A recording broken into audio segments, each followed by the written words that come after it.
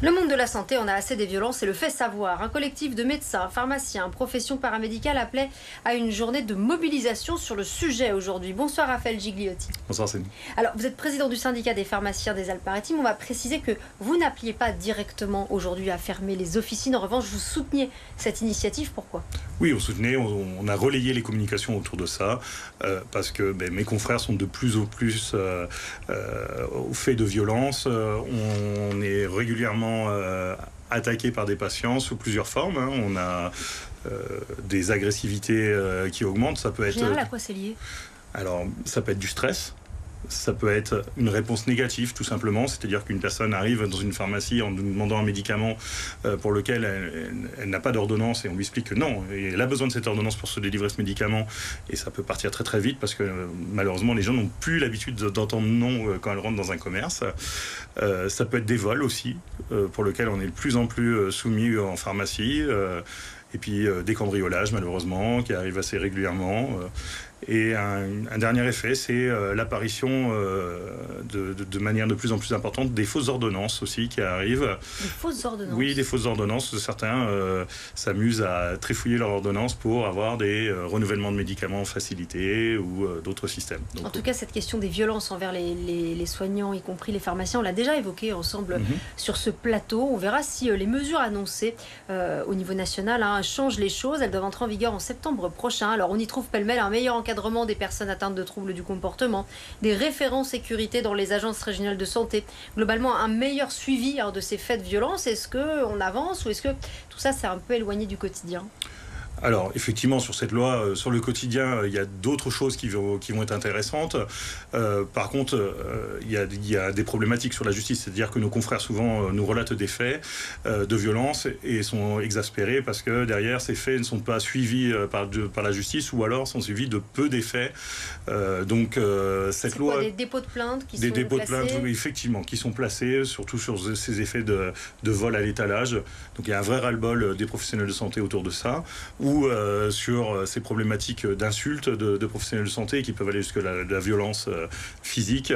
Et là, effectivement, c'est inacceptable. Et on est traité, on va dire, comme le tout à commun. Et c'est vraiment problématique puisque on est face à un professionnel de santé. Et cette nouvelle loi, elle va permettre d'apporter effectivement un nouveau statut aux professionnels de santé et de le qualifier comme un représentant des forces de l'ordre, ce qui nous semble normal. Effectivement, cette loi sur la sécurité des professionnels de santé, elle sera examinée normalement, son examen doit reprendre au Sénat au mois de mai. Il prévoit de durcir un certain nombre de choses, y compris la réponse pénale, en facilitant les dépôts de plainte, en permettant aux employeurs de porter plainte au nom du soignant.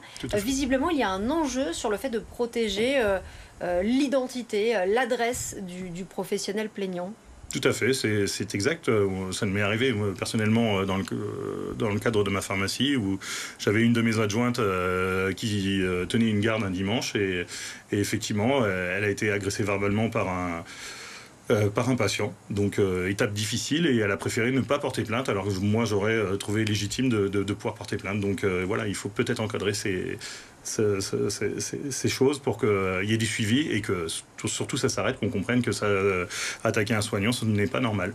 Alors, autre sujet qui nous concerne ce soir, il n'y a plus de pharmacie de garde à Menton depuis le début de l'année. Pourquoi ? Menton, c'est pas un village. Oui, effectivement, c'est plus un village. Alors, depuis le début de l'année, depuis le mi-février pour être exact, alors il n'y a plus de pharmacie de garde. Attention, la nuit. Le dimanche, vous retrouvez toujours une pharmacie de garde à Menton et dans ses alentours, ça, il n'y a pas de souci. Tout simplement, on a fait le constat avec l'ensemble des confrères de pharmaciens qu'il y avait une demande qui diminuait. De moins en moins de présence de patients dans la région mentonnaise. Donc, c'est-à-dire que plus de 60% des pharmacies qui étaient ouvertes... Pourtant, il doit bien y avoir des Mentonnais qui, parfois, en pleine nuit, sont malades, appellent les urgences et sont invités peut-être à se tourner vers une pharmacie de garde. On est bien d'accord. C'est un peu notre souci. C'est que on constate aussi que face à ça, le constat médical est en réduction. C'est-à-dire qu'on a de moins en moins de médecins présents désormais sur la région mentonnaise, en particulier au moment des gardes.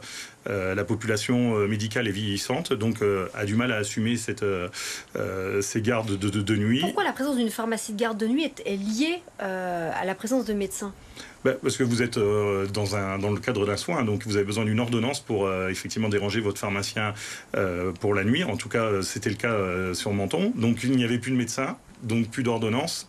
Et donc face à ça, il n'y avait plus de besoin et donc plus d'intérêt d'avoir une pharmacie. Est-ce que c'est pas délétère de priver les Mentonnais d'une pharmacie de garde de nuit, alors que justement, si on manque de médecins, ça peut être un dernier recours pour aller chercher Tout à fait, je l'entends. Un médicament pour faire tomber une forte fièvre, par exemple, en pleine nuit. En fait, la plupart des Mentonnais étaient déjà dirigés vers Monaco. Et en fait, ce qui se passait très probablement, c'est qu'à la sortie de leur consultation monégasque, ils se retournaient vers la pharmacie monégasque jusque-là. En fait, mes confrères sont comme tous les pharmaciens, ils sont prêts à répondre aux besoins. Donc on s'est tous dit entre nous que dès qu'il y aurait de nouveau des médecins qui seraient disponibles pour de nouveau... vous êtes prêts à rouvrir une pharmacie. C'est fréquent des villes azuréennes, des villes dans les Alpes-Maritimes où on n'a plus de pharmacie de garde la nuit comme ça ? C'est fréquent, ça existe, oui. C'est pas fréquent. En fait, la répartition des pharmacies de garde, elle est sectorisée. Donc il y a des secteurs où il y a des pharmacies de garde la nuit, parce qu'il y a un besoin, parce que c'est couvert, parce qu'il y a des hôpitaux qui sont ouverts et qui acceptent les patients. Puis il y en a d'autres où il n'y a pas de besoin. Et donc dans ces cadres-là, effectivement, on n'a pas de pharmacie de garde. Il nous reste une minute pour aborder quand même une question importante, celle du gaspillage. Les infirmiers, notamment, renouvellent leur opération Balance ton gaspille au mois d'avril. J'imagine que c'est une opération que vous soutenez. Comment on fait pour ne pas gaspiller les médicaments ? Alors c'est totalement une opération qu'on soutient et d'ailleurs j'ai contacté les infirmiers responsables. Ce qu'ils mettent vraiment en avant, c'est effectivement cette problématique de médicaments, mais surtout une problématique de matériel médical. Faut savoir que beaucoup de gens sortent de l'hôpital avec ce qu'on appelle des prestataires de services qui viennent directement à leur domicile avec énormément de matériel médical. Et c'est là-dessus qu'il y a un gros point noir de gaspillage, c'est-à-dire que souvent on va leur présenter un mois de traitement. Il faut diminuer ces livraisons. On est prêt, nous professionnels de santé, à les encadrer, à peut-être livrer au lieu de un mois de traitement d'un coup, à livrer jour par jour, semaine par semaine si besoin. Merci beaucoup Raphaël Gigliotti, président du syndicat des pharmaciens des Alpes-Maritimes, d'avoir été notre invité ce soir. Avec plaisir.